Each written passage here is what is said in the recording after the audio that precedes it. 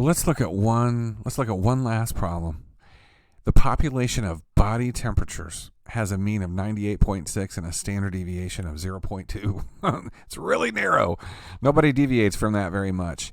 If it were that narrowly distributed, and that's what I've attempted to depict here with this skinny black curve, then the distribution of sample means that comes from it would also be rather skinny because the standard deviation is so low.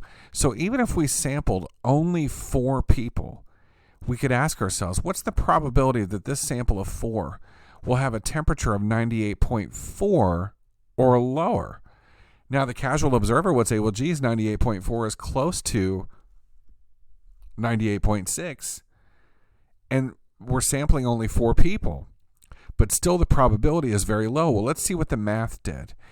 There's the standard error, in which I have 0.2 over radical 4, which is 2, and that's 0.1.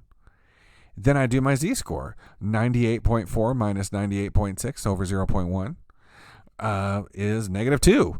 And sure enough, I know I'm starting over on the left because it's lower than the common mean of 98.6. And my z is negative 2. And I'm looking for the tail value for a z of negative 2 or 2, which is 0.228. My point in showing you this is it's not just sample size that draws different shapes for distributions of sample means.